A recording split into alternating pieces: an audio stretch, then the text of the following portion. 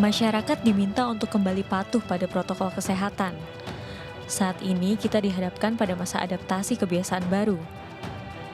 Penggunaan masker menjadi kunci untuk menghindari terjadinya penularan virus corona. Namun faktanya, masih ada masyarakat yang abai dalam menggunakan masker. Hal ini membuat beberapa daerah mengambil kebijakan penerapan sanksi, baik itu berupa uang ataupun sanksi sosial, bagi yang melanggar protokol kesehatan. Presiden Joko Widodo memberikan arahan langsung tentang kampanye penggunaan masker.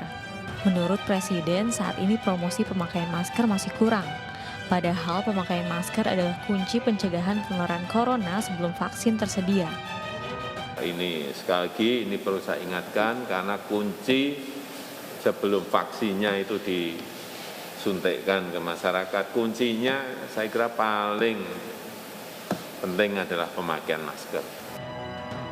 Ya, dalam upaya memutus rantai penularan COVID-19, maskerku akan melindungi kamu dan maskermu akan melindungi aku.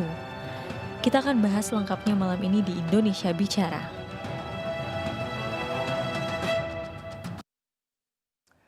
Baik, tema kita pada malam hari ini yaitu kebiasaan baru pakai masker dan saat ini kita sudah terhubung dengan narasumber. Langsung saja saya perkenalkan yang pertama ini melalui sambungan Skype ada Dr. Raisa Broto Asmoro, juru bicara Satuan Tugas Penanganan COVID-19. Selamat malam Dr. Raisa. Selamat malam. Apa kabar? Alhamdulillah baik. Apa Baik, kabar? Sehat ya? Ya sehat ya dok, harus mutlak. Amin. Mau nggak mau kita harus sehat. Dr. Raisa, kita bicara penggunaan masker yang tepat. Namun sebelumnya terima kasih sudah meluangkan waktunya untuk bersama kami di Indonesia Bicara. Sama-sama, Oke, terima kasih dok tadi di kesempatannya. awal Pak Jokowi sudah menyebutkan bahwa penggunaan masker paling penting dalam penanganan virus corona. Karena kita Betul. tahu ini salah satu yang memang harus kita galakan terus. Masalahnya dok, sekarang kan banyak sekali masyarakat yang kita tahu ini new normal, kebiasaan baru, penggunaan masker terus digencarkan. Tapi banyak yang masih ngeyel. Anda melihatnya seperti apa dok? Seharusnya jangan ya, karena Oke. kalau sudah tahu ini penting sekali, maka ya harus menjadi kesadaran semua orang untuk menggunakannya gitu. Baik dok. Nah kalau terkait dari pernyataan Pak Jokowi sebenarnya kalau tadi kan sangat di-emphasize seperti itu dok, ditekankan bahwa ini paling penting harus digencarkan, harus disosialisasikan. Nah Anda melihat bahwa di sini ada kekhawatiran atau memang Pak Jokowi menaruh perhatian bahwa di sini banyak sekali kementerian atau hal-hal lain, Pemda setempat di daerah juga sepertinya kurang maksimal dalam campaign. Sebenarnya enggak ya, karena ini sebenarnya kembali lagi ke individu masing-masing. Ini sesuatu yang baru yang mungkin memang belum terbiasa ya dilakukan. Tapi kalau ingin melaksanakannya tentu orang itu harus mengerti dulu nih Juno, apa sih pentingnya pakai masker itu gitu ya. Apa sih, kenapa sih kok kita harus pakai itu dan willingly tanpa harus dipaksa harus pakai. Karena tujuannya kan kita maunya aman ya, aman. Tapi kita tetap mau menjalankan kehidupan kita sehari-hari gitu ya, tetap mau produktif, tetap mau kerja, tetap mau melakukan aktivitas kita gitu ya. Nah, kalau boleh saya kasih gambaran dulu tentang apa sih yang sedang kita hadapi saat ini, supaya kita tahu nih kenapa kita harus yang paling penting pakai masker. Boleh ya, Juna ya? Monggo dok. Jadi kita ini sekarang kan sedang menghadapi pandemi COVID-19 yang kepanjangannya dari Coronavirus Disease 2019 gitu ya. Ini disebabkan oleh adanya virus corona, yakni jenisnya SARS-CoV-2, yang sebenarnya virus corona ini emang sudah ada di bumi ini udah lama. Tapi dulu itu cuma bisa menyerang antara binatang dengan binatang. Baru sekitar tahun 1960-an dia ditemukan ternyata bisa menyerang manusia dan kemudian bisa menular dari satu manusia ke manusia lain. Kemudian makin banyak dipelajari lah tentang virus corona ini gitu ya. Nah, diketahui bahwa virus corona ini ternyata tipenya macam-macam. Ada alfa, beta, gamma, dan lain-lain ya. Dan yang kita sering alami sebenarnya ada dua, tipe alfa dan tipe beta. Tipe alfa ini biasanya mengakibatkan penyakit yang nggak berat. Kita taunya ini seasonal flu atau flu musiman gitu ya. Nah, yang termasuk tipe beta ini yang kita dulu pernah tahu adanya SARS atau MERS. Nah, SARS itu dulu adalah SARS-CoV-1. kemudian dia bermutasi, kemudian berubahlah menjadi yang sekarang kita sedang alami ini, SARS-CoV-2. Nah, virus corona itu sendiri itu kan hidupnya di saluran pernapasan kita, ya. Dan karena dia hidupnya di saluran pernapasan, terutama saluran pernapasan bawah yakni paru-paru, maka ketika ada inflamasi di situ karena ada infeksi, muncul cairan, ya, terbentuk cairan. Nah, cairan tersebut tentu mengandung virus. Nah, virusnya itu bisa keluar ya melalui cairan tadi, melalui mulut dan hidung kita, yang kita sebut sebagai droplet. Ya, percikan yang bisa keluar ketika kita berbicara. Karena kita nggak sadar ya, ada siraman-siraman rohani gitu ya, yang keluar kita kalau ngomong, kalau nyanyi, kalau bersin, apalagi kalau batuk, apapun lah kegiatan yang berhubungan membuka mulut gitu ya. Nah, ini yang disebut sebagai penularan secara langsung. Jadi dropletnya terpercik. Dan itu percikan itu bisa kemudian terhirup saluran orang lain atau kena ke saluran tempat masuknya virus, yakni mata, hidung, dan mulut. Nah, ada juga kontak tidak langsung yang menyebabkan penularan antar manusia, yakni ketika si virus itu keluar melalui droplet, dia nyebar ke barang-barang yang ada di lingkungan kita, kemudian orang lain bisa pegang. Ini nah, airborne gitu dok, pertama, nyebutnya? Ini airborne, something yang enggak, kalau airborne itu beda. tetap di udara, tapi dia partikel kecil sekali, jadi kurang dari 5 mikrometer. Itu makanya dia bisa bertahan, kalau misalnya nggak ada sirkulasi udara atau ventilasi yang baik gitu ya, dia bisa bertahan di udara. Tapi karena di lingkungan umum itu enggak biasanya. Nah, kalau dia kena barang-barang di sekitar segala macam, berarti kan kita harus tahu nih, sebenarnya sumber utama penularan dari mana sih? Dari mulut dan hidung. Ya. Makanya solusi pertama kita untuk melakukan penyelamatan dan memutus mata rantai pandemi ini adalah dengan menutup sumber keluarnya si virus itu, yakni dari masker yang menutupi mulut dan hidung. Tujuan utama itu. Makanya seberapa pentingnya masker, ya sangat penting. Karena daripada kita lockdown seluruh aktivitas kita, yang kita lockdown adalah sumber penularannya, yakni mulut dan hidung. Gitu. Itu kenapa kita selalu nggak capek-capek ya dok untuk bilang bahwa harus pakai masker kemanapun aktivitas, dimanapun ya harus ada, apalagi kalau ada interaksi dengan orang ya dok ya. Nah dok, kalau terkait dengan masker sendiri, kita tahu banyak sekali masker dijual, masker kain juga, kalau ya medis juga sudah banyak juga bisa didapat, N95 juga. Nah kalau bicara masker yang tepat dok untuk daily activities, kalau dokter Reisa sendiri bisa menyarankan seperti apa? Untuk daily activities ya, karena memang masker itu tergantung dari kegiatan kita sehari-hari apa sih gitu ya. Bagi para tenaga medis atau orang yang benar-benar merawat orang yang sakit, itu kan artinya melakukan kontak langsung ya.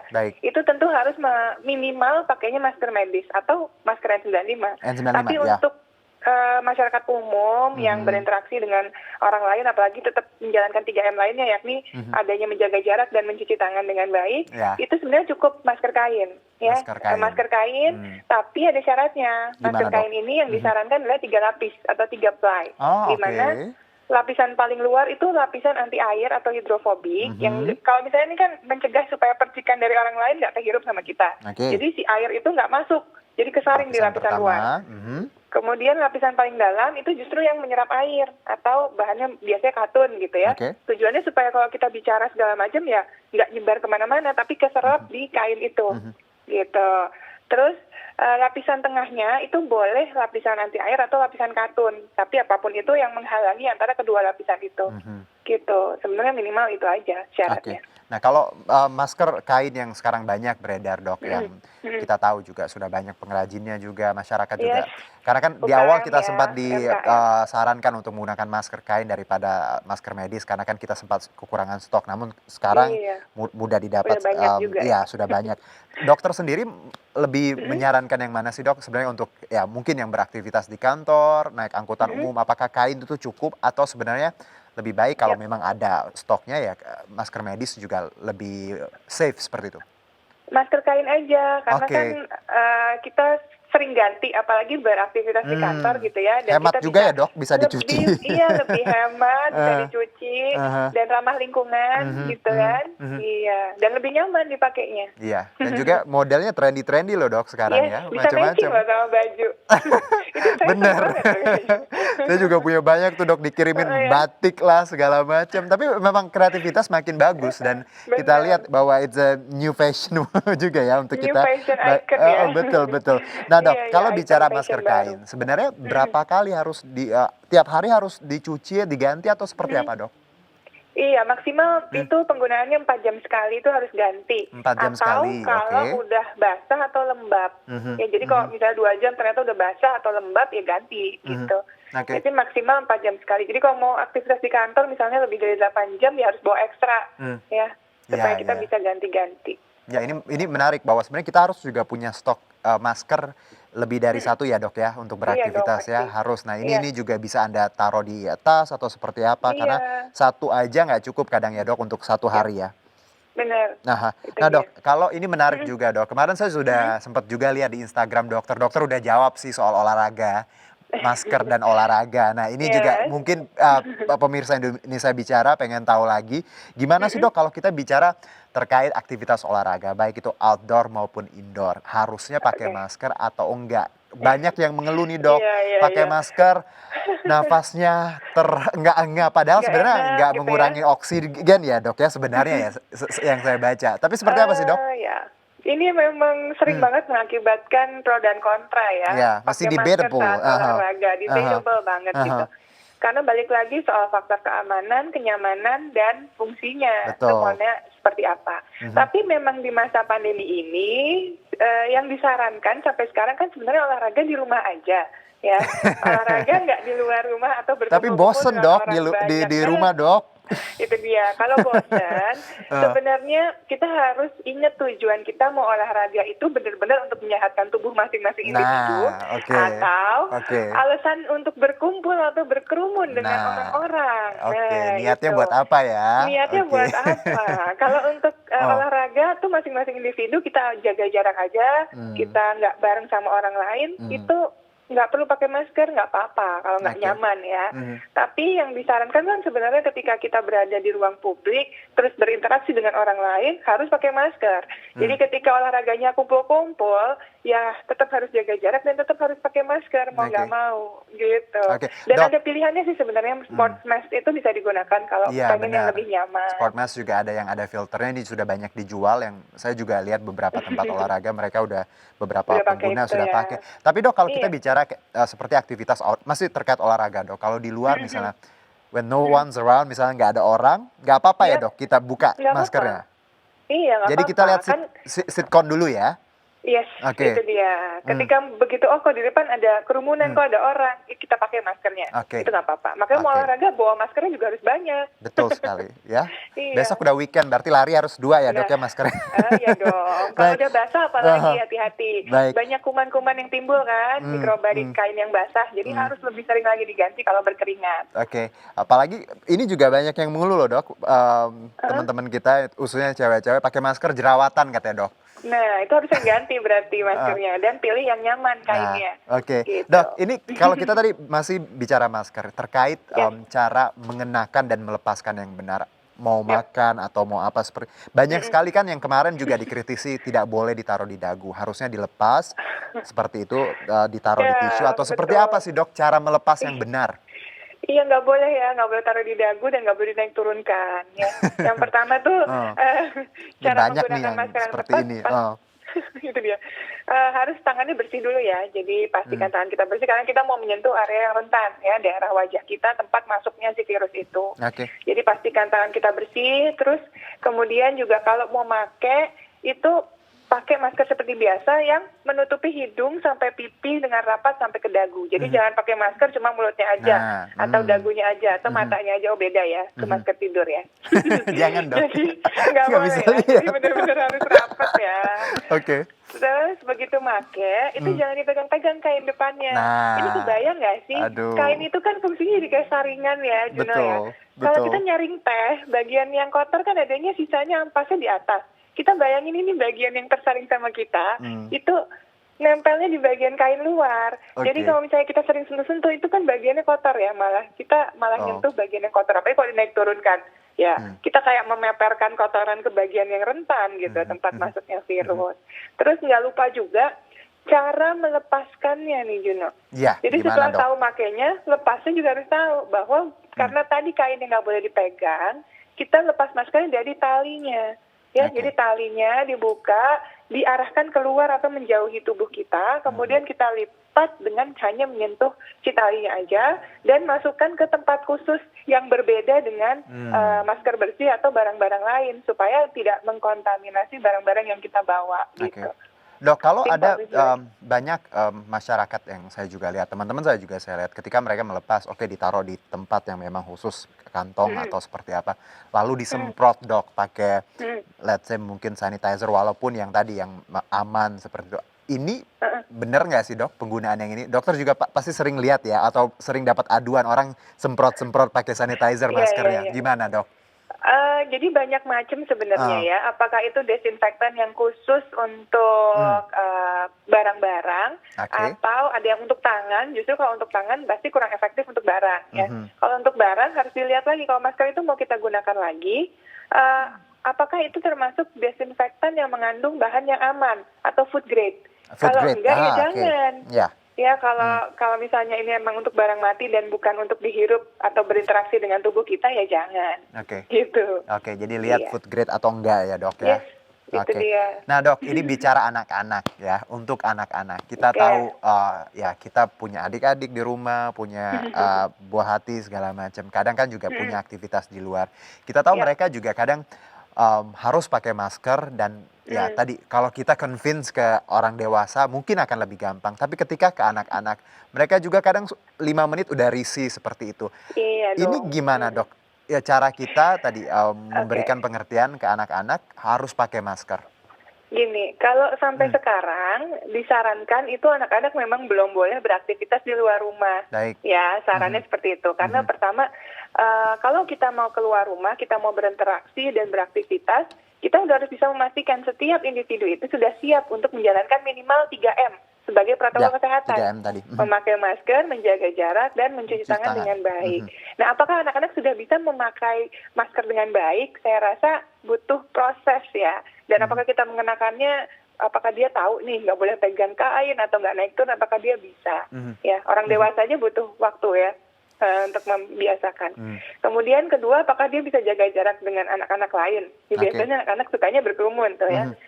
Kalau cuci tangan saya justru lebih optimis sama anak-anak. Biasanya anak-anak dikasih tahu cuci tangan caranya begini, dia akan begitu.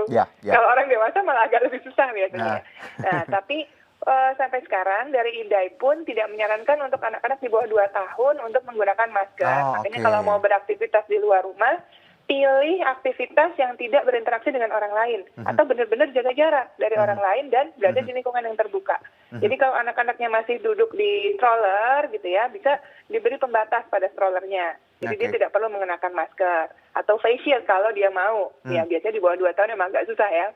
Terus kalau misalnya dia sudah bisa, ya ketika misalnya sudah di atas 2 tahun, dibiasakan cara menggunakannya, melepasnya yang baik. Dari kecil ketika keluar rumah ya tetap di bawah 5 tahun harus dengan penuh pengawasan. Kalau bisa sih sebenarnya ya jangan dulu membawa anak-anak itu ke tempat yang beresiko tinggi. Ya tentunya kalau mau beraktivitas kita jadi nggak perlu mikir anaknya udah bener nggak ya pakai maskernya. Kalau misalnya kita membawa ke tempat yang memang sudah aman gitu. Jadi memang untuk anak-anak harus dipikir dengan matang ya dok ya, tempatnya atau tujuannya seperti apa, kemana gitu. Karena memang tadi tidak direkomendasikan sebenarnya anak-anak untuk beraktivitas di luar dan juga menggunakan masker karena masih sangat ya rentan. Nah dok, satu mungkin dok, tadi dokter menyinggung soal face shield, ini menarik ya. Efektivitas face shield sendiri dok, ketika kita menggunakan face shield with or without masker sebenarnya. Ini juga banyak orang yang kadang saya lihat juga ada yang pakai face shield tapi nggak pakai masker, masker tapi nggak pakai face shield. Sebenarnya yang mana dok? Masker itu yang utama karena kita tahu lepas keluarnya si virus itu kan dari mulut dan hidung ya. Kalau kita menggunakan face shield itu kita memberi proteksi kepada diri kita sendiri. Sedangkan tidak memberi proteksi kepada orang lain. Kalau misalnya kita yang bawa virus gimana? Kan kita nggak pernah tahu ya, ya kan? Kalau misalnya kita cuma pakai face shield itu artinya ketika kita ngomong ini droplet bisa tetap aja menyebar ke lingkungan sekitar. Meskipun kita menghindari diri kita supaya tidak terpercik dari orang lain. Jadi face shield itu hanya digunakan sebagai tambahan proteksi ya selain menggunakan masker karena salah satu lubang masuknya virus adalah melalui mata. Jadi boleh ditambahkan face shield tapi jangan terus pakai face shield aja malah lepas maskernya. Itu yang salah. Baik Dokter Reisa. Terima kasih atas waktunya. Nggak berasa ini satu segmen usai, tapi saya tahu Dokter Reza sibuk sekali. Harus Terima banyak kasih. sekali webinar dan macam-macam. Next mungkin kita bicara masker agar glowing seperti Dokter Reza ya, Dok. Itu masker untuk perawatan Tadi kan kulit dokter kayaknya. bilang masker buat mata. Next. Makasih Dokter Reza atas Sama-sama, waktunya. terima kasih. Selamat Semoga bertugas bermanfaat kembali. untuk semua Iya. ya. Baik, dan pemirsa demikianlah perbincangan kami di segmen ini bersama Dr. Reza Asmoro Broto tadi, dan kita akan lanjutkan Indonesia Bicara di segmen berikutnya.